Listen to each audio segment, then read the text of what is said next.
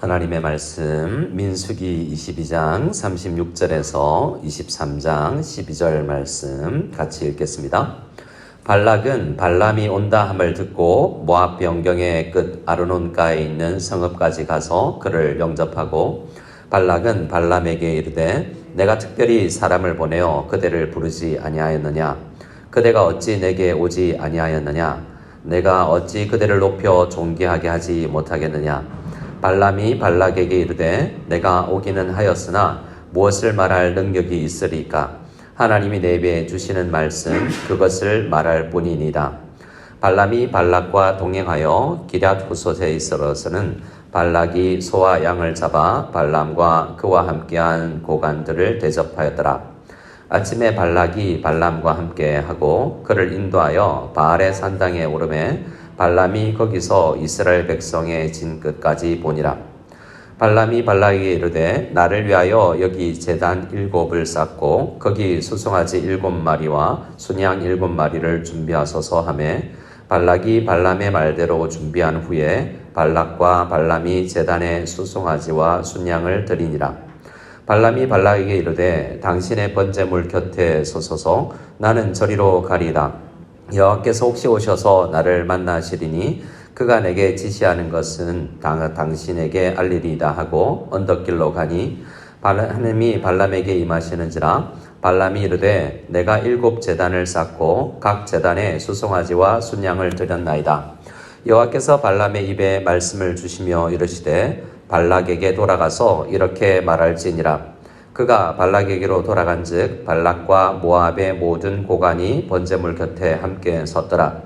발람이 예언을 전하여 말하되 발락이 나를 아람에서 모압 왕이 동쪽 산에서 데려다가 이르기를 와서 나를 위하여 야곱을 저주하라. 와서 이스라엘을 꾸짖으라 하도다. 하나님이 저주하지 아니하신 자를 내가 어찌 저주하며 여호와께서 꾸짖지 않으신 자를 내가 어찌 꾸짖으랴.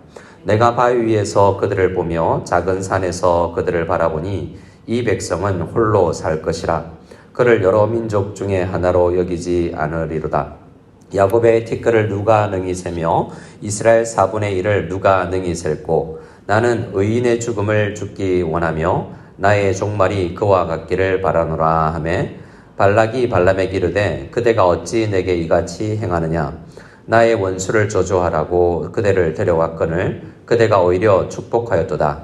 발람이 대답하여 이르되 여호와께서 내 입에 주신 말씀을 내가 어찌 말하지 아니할 수 있으리까. 아멘. 지금 이스라엘 백성들은 모압 평지에 진을 치고 있습니다. 근데 그들을 보고 십볼의 아들 발락, 이 모압 왕이 너무 두려웠죠. 그래서 이 전쟁에서는 안 되겠다라는 생각을 했습니다. 왜냐하면 자신이 이미 이스라엘이 쳐부순 아모리에게 한번 졌던 적이 있기 때문에 나보다 더 센 나라를 친 이스라엘이 두려웠던 거죠. 어떻게 이 문제를 해결할까라는 고민 끝에 이 발락 왕은 용한 이 제사장, 선지자 그리고 이 문제를 해결할 수 있는 영매라는 어떤 영적 기운을 빌리기로 마음먹었고 지금 발람을 모셔왔습니다. 그래서 오늘 말씀을 보면 발락 왕이 발람 선지자가 온다라는 이야기를 듣고 모압 변경의 끝 아르논가까지 그러니까 멀리 나가서 그를 영접했다라는 거죠. 잘 오셨습니다 라는 이야기를 하고 내가 한번 부를 때 안 오셨는데 내 마음이 참 조마조마했습니다. 이렇게 와주셔서 감사하고 또 내가 높이 당신을 섬기겠습니다 라는 말을 했고 그리고 그를 대접하는 것을 보면 40절 말씀에 소와 양을 잡아서 극진히 발람 선지자를 대접하는 것을 볼 수 있습니다. 자, 그러니까 지금 발락 왕은 엄청난 큰 기대를 하고 있죠. 돈이 얼마나 들어도 괜찮다. 내 힘으로 안 되는 것을 해결해 줄 사람이 왔으니 얼마나 그가 좋았겠습니까? 그의 믿음을 살펴보면 그도 하나님을 믿는 사람이 아니지만 믿음이 있는 사람입니다. 민수기 22장에서 우리가 발락 왕이 발람에게 사람을 보낼 때 했던 말이 22장 6절에 우리보다 강한 그 이스라엘을 쳐부술 수 있는 방법은 당신밖에 없습니다 라고 이야기할 때 발람 그대가 복을 비는 자는 복을 받고 그대가 저주하는 자는 저주를 받는 줄을 내가 압니다 라고 했지만 내가 믿습니다 라고 그의 믿음을 지금 요청하고 고백하고 있는 것입니다. 믿음의 대상이 왔으니 얼마나 좋았겠습니까? 이 사람이 왔으면 이제 이길 수 있다라는 것입니다. 그러니까 이 발락 왕의 마음의 상태를 분석해 보면, 자, 이 전쟁은 힘으로 싸울 게 아니라 영적 전쟁인데 이것을 해낼 수 있는, 신을 움직일 수 있는 사람이 있으니 우리나라 안에는 없고 이 발람이라는 선지자는 신을 움직일 수 있다라고 생각했으니 얼마나 귀하게 가장 센 사람으로 여기지 아니하였겠습니까? 그런데 38절에 보면 발람 선지자는 이렇게 이야기합니다. 내가 무엇을 말할 능력이 있습니까? 나는 하나님이 내 입에 주시는 말씀을 말할 뿐입니다 라고 이야기를 합니다. 굉장히 경건한 말이죠. 하지만 이 말은 실제 발람 선지자가 가진 마음이라고 할 수는 없습니다. 오다가 이 당나귀의 입을 열어서 말했던 것처럼 칼을 든 여호와의 사자를 만나고 나서 좀 두려운 마음이 있었는지, 어떤 마음인지 몰라도 포장된 경건이라고 할 수 있습니다. 참된 경건이라고는 할 수 없죠. 그러나 실제이기도 합니다. 두 번이나 오늘 말씀에서 그것이 강조되는데요. 마지막 9절 23장 12절에도 여호와께서 내 입에 주신 말씀을 밖에 나는 전할 수 없습니다 라는 것입니다. 실제로 어떻게 그가 포장했던 진심이든 실제 이것은 사실이죠. 내가 하나님을 움직일 수 있는 존재가 아니다라는 것입니다.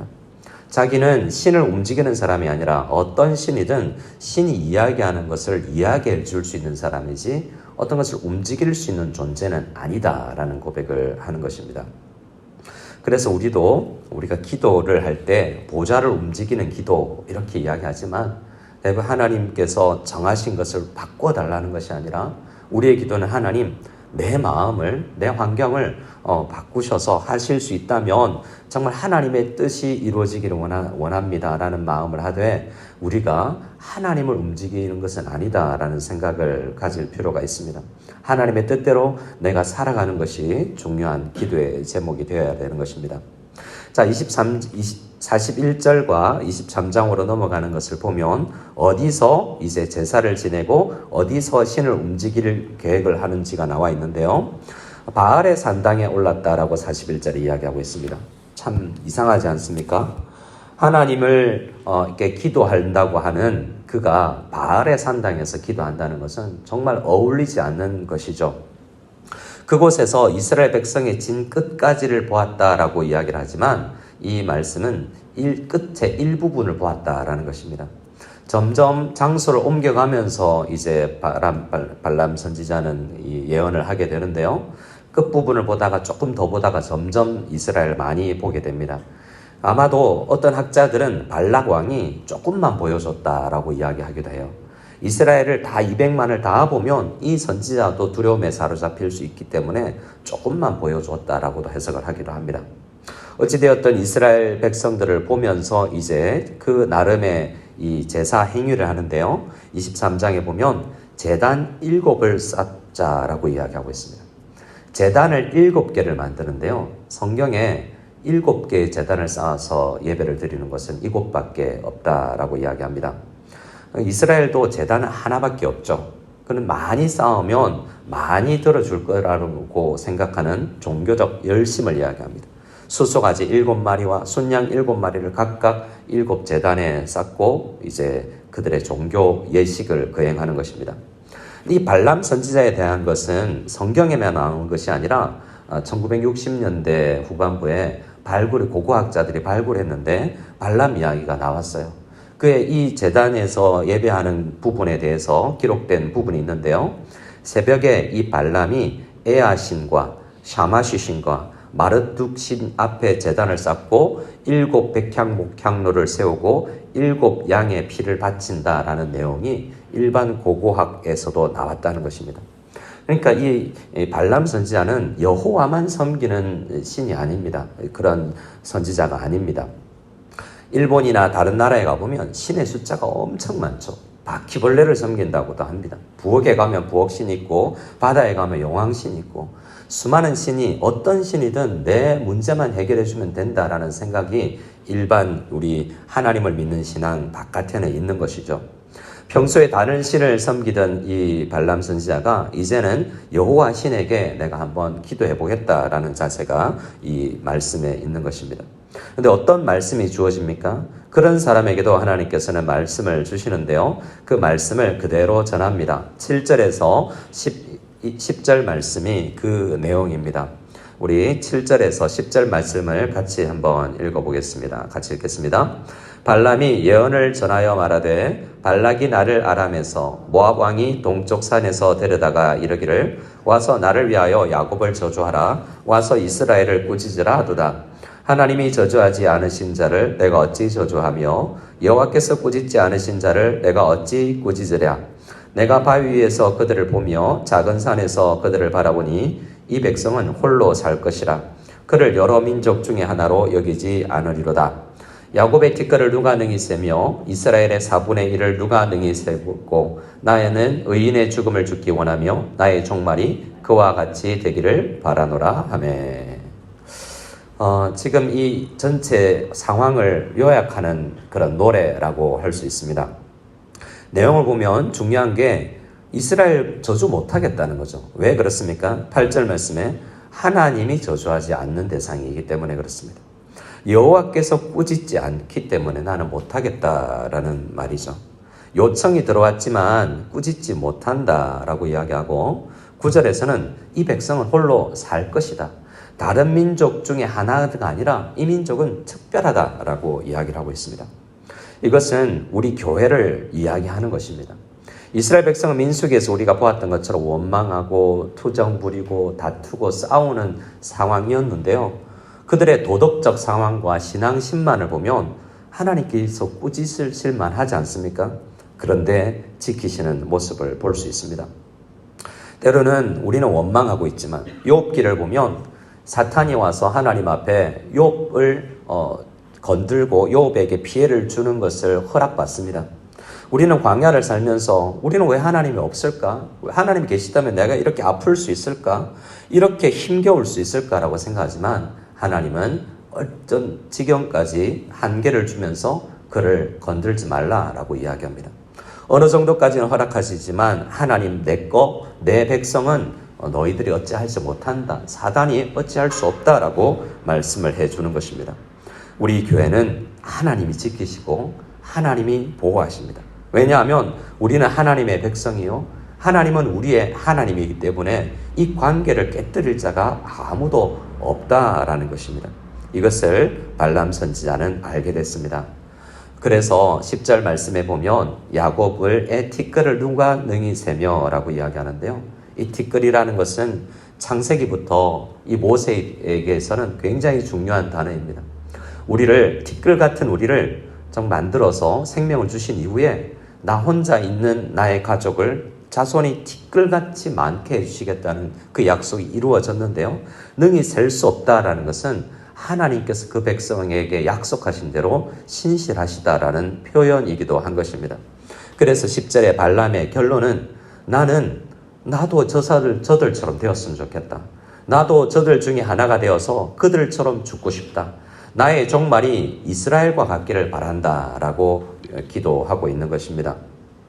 그런데 발람의 기도는 응답되지가 않았습니다. 민수기 31장과 여호수아 13장에 보면 발락이 이스라엘의 칼에 죽음을 당하는 것을 보게 되는데요.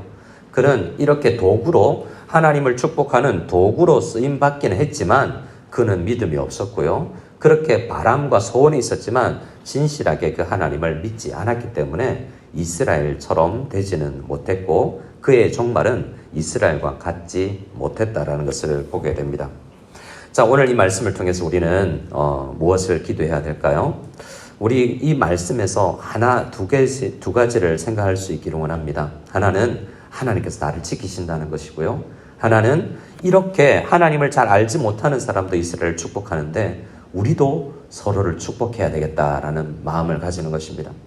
발람이 12절 말씀에 여호와께서 내 입에 주신 말씀을 내가 어찌 말하지 아니할 수 있으리까 라는 이야기처럼 하나님께서 나에게 주신 말씀으로 서로를 축복하고 서로를 위해서 기도할 수 있는 능력이 우리에게 있기 때문에 이런 거짓 선지자도 이스라엘을 축복하는 방향에 대열에 섰는데 우리도 교회를 축복하고 우리 공동체를 축복하며 자녀들을 축복하며 나가는 이 아침이 다 될 수 있기를 소원합니다. 이 아침은 특별히 5월 5일 한국에서는 어린이날로 지키는데요.